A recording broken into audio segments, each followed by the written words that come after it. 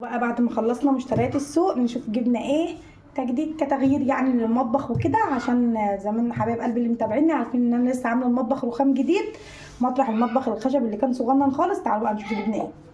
جبت البوله دي، البولتين دول ماشي، ودول كانوا عاملين 12 ونص. بصوا اهو مكتوب عليه 12 ونص الواحده. جبت الاتنين دول ب25. كان نفسي اجيب اللونين شكل بعض بس ما لقيتش، عشان كنت اجمعهم طقم يعني، بس الصراحه مش لقيت. جبت ايه تاني، وجبت المج ده. بصوا كرتونته مش عارفه راحت فين، الولاد خلعوها. جبته كده ايه للتصوير يعني. هو بصوا مش ازازه مش احسن حاجه، هو مدي على ازرق كده، هو ازازه مش احسن حاجه، وده يعتبر مش الاصلي بس ايه كنوع برضو من التغيير. وده سعره كان عامل 50 جنيه. فقولوا لي بقى الاصلي بالسعر ده ولا اغلى ولا ايه. جبت طبعا العيد الكبير، وما ادراكم العيد الكبير يعني سكاكين. جبت السكينه دي، ودي سعرها كانت عامله 50 جنيه. اوريكم الصغيره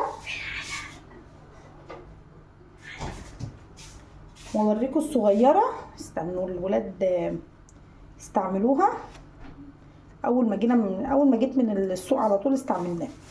جبت الصغننه دي، والصغننه ديت كانت عامله 30، والكبيره عامله 50 اهي، بس عشان التصوير اهي.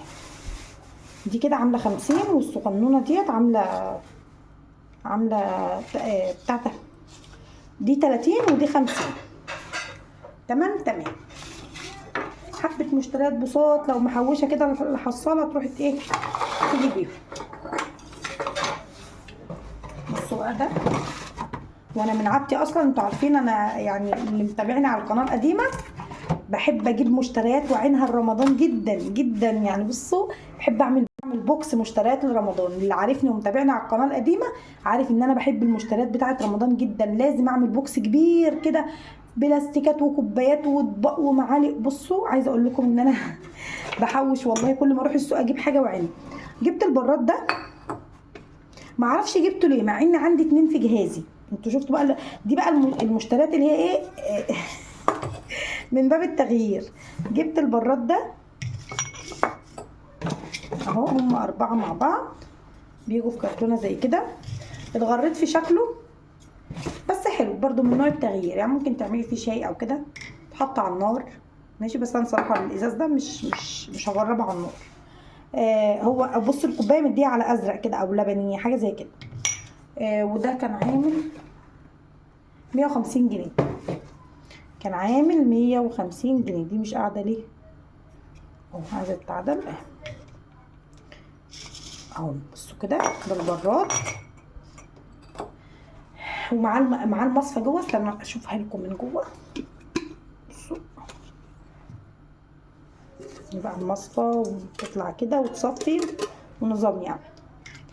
فده جبته من ايه من باب التغيير يعني. برضه عايزه تجيبي مش عايزه براحتك خالص، ما تغصبيش على نفسك، اوعي تغصبي على نفسك. جبت ايه، جبت كنكه القهوه الاموره الشط احلى. بصوا مش عارفه الولاد ودوا الكراتين فين والله. جبت دي، ودي كانت عامله 95 جنيه. هنعمل فيها قهوه مع بعض. الحاجه كلها لسه متعفره. تمام. جبت طقم كوبايات بس كنت رصيتها هوريهولكم. استنى اهو. جبت طقم الكوبايات ده احلى من في الموضوع ده. بقى الازاز، بصوا الازاز عامل ازاي اهو. جبت الستة، والستة كانوا عاملين 200 جنيه. الستة كانوا عاملين 200 جنيه. بصوا انا من حبي اصلا في حاجات المطبخ والرفايع عايزه اقول لكم ان انا يعني موهوسه بيها شويه فجبت حبه المشتريات دول، السكاكين والبول. حاسه ان الازاز ده لايق من ازاز البراد. جبت ايه بقى عشان القهوه، جبت قلب زي قلوبكم الحلوه دي. لو حطيت اللايك كده يبقى قلبك زي قلب العسل ده. بصوا الجمال ده. كوستر، وانا برضو كان عندي كوستر تاني. تمام اهو، لسه كنت عامله عليه فنجان شاي ما غسلتوش، وكوستر تالت اهو.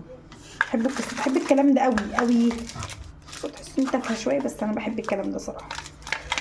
وجبت ورقه بوتاجاز عشان بقى طبعا كل ما انزل فيديو يقولوا لي هو انت كنت عامله فيديوهات في رمضان لان الاستيكر اللي على البوتاجاز كان استيكر رمضاني وانا لسه مش شيلته. فلا والله يا جماعه هشيله واحط ده. ده حلو جدا على فكره وبيتشال على طول، ولو مش عايزه تلزقيه بتحطيه ببلاستر عادي خالص. ودول كانوا حبه المشتريات، يا رب يكونوا عجبوكم. الناس اللي عماله تقول يا ساره صوري المطبخ بعد ما رصيتيه المطبخ الرخام وصوري لنا كده التفاصيل، من عينيا حاضر. ان شاء الله الفيديو الجاي بتاع العيد في تصوير العيد باذن الله هنزل لكم المطبخ كله ان شاء الله. ربنا ما يجيب وحش يا رب. يا رب الفيديو كان عجبكم، حطوا لايكات كتير للفيديو، واشتركي في القناه لو اول مره تشوفيني.